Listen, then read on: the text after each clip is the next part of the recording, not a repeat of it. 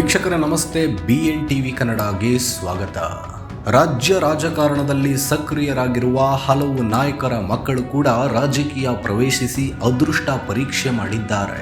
ಇದರಲ್ಲಿ ಕೆಲವರಿಗೆ ಗೆಲುವು ಸಿಕ್ಕಿದ್ದರೆ ಹಲವರಿಗೆ ಸೋಲಿನ ಹೊಡೆತ ಅವರ ದಿಕ್ಕನ್ನೇ ಬದಲಿಸಿದೆ.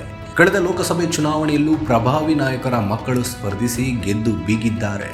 ಈಗ ಇದೇ ಸಾಲಿಗೆ ಮತ್ತೊಬ್ಬ ಪ್ರಭಾವಿ ಸಚಿವನ ಪುತ್ರ ಕೂಡ ಸೇರ್ಪಡೆಯಾಗ್ತಿದ್ದಾರೆ. ವಂಶ ರಾಜಕಾರಣದಲ್ಲಿ ಕೇಳಿ ಬಂದಿರುವ ಹೊಸ ಹೆಸರು ಯಾರದ್ದು ಎಂಬ ವಿಚಾರದ ಬಗ್ಗೆ ಚರ್ಚೆ ಮಾಡ್ತಾ ಹೋಗೋಣ ಬನ್ನಿ. ಸಕ್ಕರೆ ನಾಡು ಮಂಡ್ಯ ಜಿಲ್ಲೆಯು ರಾಜಕಾರಣದಲ್ಲಿ ತನ್ನದೇ ಆದ ಛಾಪು ಮೂಡಿಸಿದೆ. ಹಲವು ನಾಯಕರು, ಶಾಸಕರು, ಸಚಿವರು, ಸಂಸದರು, ಮುಖ್ಯಮಂತ್ರಿಯನ್ನು ಕೊಡುಗೆಯಾಗಿ ನೀಡಿದೆ. ಸದ್ಯ ಮಂಡ್ಯ ರಾಜಕಾರಣಕ್ಕೆ ಮತ್ತೊಬ್ಬ ನಾಯಕನ ಪುತ್ರನ ಎಂಟ್ರಿ ಸನಿಹದಲ್ಲೇ ಇದೆ. ಕಾಂಗ್ರೆಸ್ನ ಸಚಿವರಾಗಿರುವ ಎನ್ ಚೆಲುವರಾಯಸ್ವಾಮಿ ಅವರ ಪುತ್ರ ಸಚಿನ್ ಇದೀಗ ರಾಜಕೀಯ ಪ್ರವೇಶಿಸಲು ಮುಂದಾಗಿದ್ದಾರೆ. ಈಗಾಗಲೇ ಚೆಲುವರಾಯಸ್ವಾಮಿ ಅವರು ರಾಜಕಾರಣದಲ್ಲಿ ಹೆಮ್ಮರವಾಗಿ ಬೆಳೆದಿದ್ದು, ಇದೀಗ ಪುತ್ರನಿಗೂ ರಾಜಕೀಯದಲ್ಲಿ ಭವಿಷ್ಯ ಕಟ್ಟಿಕೊಡಲು ಪಣ ತೊಟ್ಟಿದ್ದಾರೆ. ಸ್ಯಾಂಡಲ್ವುಡ್ಗೆ ಕಾಲಿಟ್ಟಿದ್ದ ಸಚಿನ್ ಚೆಲುವರಾಯಸ್ವಾಮಿ ಅವರು ಈಗಾಗಲೇ ಕ್ಷೇತ್ರದಲ್ಲಿ ಫುಲ್ ಆಕ್ಟಿವ್ ಆಗಿದ್ದಾರೆ. ನಾಗಮಂಗಲ ವಿಧಾನಸಭಾ ಕ್ಷೇತ್ರದಲ್ಲಿ ಸಚಿನ್ ಫುಲ್ ಬ್ಯುಸಿಯಾಗಿದ್ದಾರೆ. ಇಲ್ಲೇ ಬೀಡು ಬಿಟ್ಟಿದ್ದಾರೆ. ನಾಗಮಂಗಲದ ಸ್ಥಳೀಯ ಸಂಸ್ಥೆಗಳ ಚುನಾವಣೆ ಕಾರ್ಯಕ್ರಮಗಳು, ಕ್ರೀಡಾಕೂಟಗಳಲ್ಲಿ ಭಾಗವಹಿಸುತ್ತಿದ್ದಾರೆ.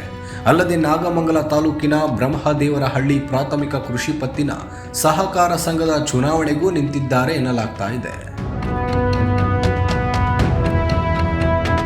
ಮುಂಬರುವ ವಿಧಾನಸಭಾ ಕ್ಷೇತ್ರ, ಲೋಕಸಭಾ ಕ್ಷೇತ್ರದ ಚುನಾವಣೆ ವೇಳೆಗೆ ಪುತ್ರ ಸಚಿನ್ ಅವರನ್ನ ರಾಜಕೀಯವಾಗಿ ಬೆಳೆಸುವ ಮುಂದಾಲೋಚನೆಯಲ್ಲಿದ್ದಾರಂತೆ ಸಚಿವ ಚೆಲುವರಾಯಸ್ವಾಮಿ ಅವರು. ಮುಂದೆ ಹೇಗಾದ್ರೂ ಮಾಡಿ ಮಗನನ್ನ ಶಾಸಕ ಅಥವಾ ಸಂಸದರನ್ನಾಗಿ ಮಾಡುವ ಆಸೆ ಇಟ್ಟುಕೊಂಡಿದ್ದಾರೆ. ಇದಕ್ಕಾಗಿ ಈಗಿನಿಂದಲೇ ಭಾರಿ ತಯಾರಿ ನಡೆಯುತ್ತಿದೆ ಎಂದು ಹೇಳಲಾಗ್ತಾ ಇದೆ.